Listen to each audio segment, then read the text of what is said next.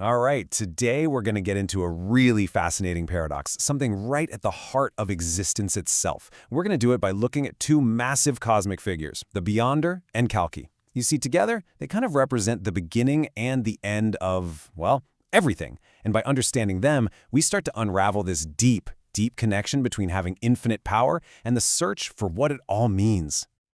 So, let's just start with this one question, because it really frames everything we're about to talk about. What happens when a being that has everything, a being that literally is everything, just gets bored? What's next? Where does existence even go from there?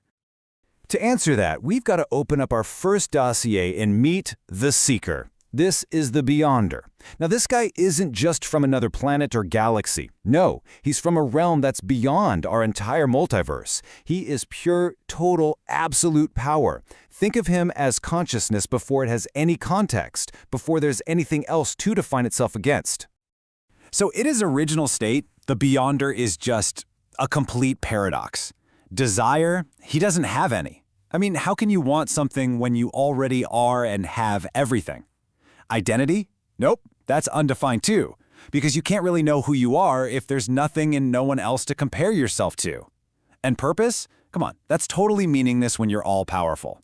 Any goal you could think of is already achieved the moment you think it. So he's this perfect, complete whole, which, ironically, makes him fundamentally empty. And you know what? That very emptiness is what fuels his entire motivation. He looks out at our reality, a place just teeming with struggle and desire and limits, and he gets completely obsessed with this cosmic curiosity. He needs to understand the very things his infinite nature makes impossible for him to experience. His whole story becomes this quest to finally feel what it's like to be incomplete. Okay, so let's shift gears and open our second dossier. If the Beyonder is the beginning, then we have to meet the end. Kalki, the completer. He's the final avatar. He doesn't show up at the start of the party, he arrives at the very end of a cosmic cycle, and he operates under what you could call the completion protocol.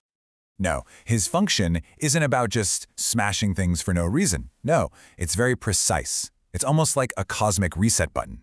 Kalki dissolves whatever has run its course, clearing away all the distortions and junk that's built up over eons.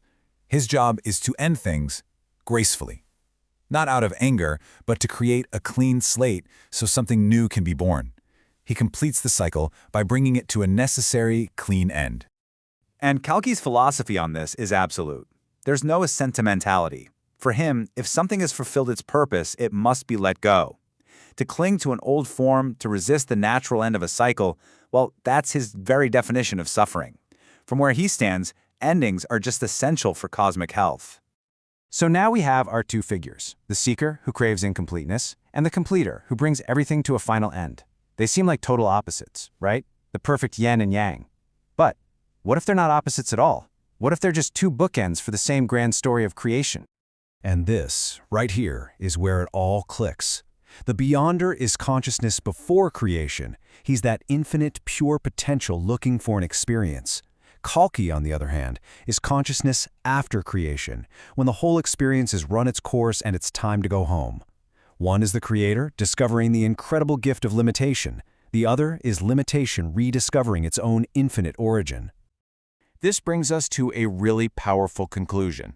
The Beyonder and Kalki, they aren't two different beings. Not really. They are the exact same consciousness, just seen at different points in a cosmic cycle. The best way to think of it is like a single eternal breath.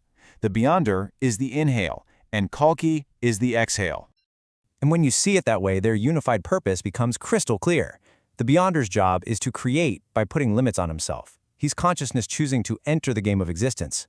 Kalki's job is to dissolve those same limits to finish the game. He's consciousness exiting the game. They are the front door and the back door for the universe to experience itself.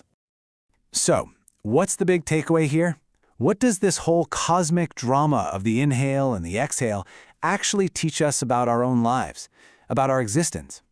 Well, it reveals this incredibly profound lesson. You could almost call it a Secret Wars teaching about the very nature of reality. Through his whole crazy journey into being limited, the Beyonder learned 4 absolute truths. First, being all-powerful is actually super boring. Having everything means you experience nothing. Second, it's our limitations that create meaning. You can't even have desire without a sense of being incomplete. Third, love and connection are everything. Even an infinite being needs an other to experience love. And finally, death is what makes life precious, which is why the Beyonder eventually chose to become mortal himself. And this right here, this answers that huge philosophical question: why would an infinite creator ever choose to become finite? And the answer is just so elegant and simple. An infinite awareness that's everywhere all at once with no single point of focus effectively experiences nothing at all. So it hides in us, in countless limited forms, simply for the chance to have an experience. Now let's flip it around and look through Kalki's eyes. If the Beyonder's whole quest was asking, what is desire? Kalki's journey poses the opposite question. What's left over when desire is finally fulfilled, when the game is truly over? And the answer that both of them ultimately find, from the very beginning and the very end of the cycle, is just one simple, incredibly powerful thing: love. But hold on, we're not talking about the kind of love based on attachment or wanting something, the thing the Beyonder was looking for at first. No, this is a much deeper state of being. It's the profound joy found in the entire process, the joy of the infinite consciousness forgetting itself to become one of us, and the equal joy in remembering what it truly is at the very end of the cycle. So, what this all tells us is that the point of existence isn't to win or to achieve some final, ultimate goal. The universe exists for the experience itself. The game is played just for the sheer joy of playing. The story of creation is told simply for the beauty of telling it. And that kind of leaves us with one final thought to take away, doesn't it? What if we applied this cosmic lesson to our own lives? What if the point wasn't about winning or losing, about succeeding or failing, but was simply to find the delight in the act of playing this game of life itself? Between the one who wanted incompleteness and the one who arrives to complete it lies all of creation, the eternal breath.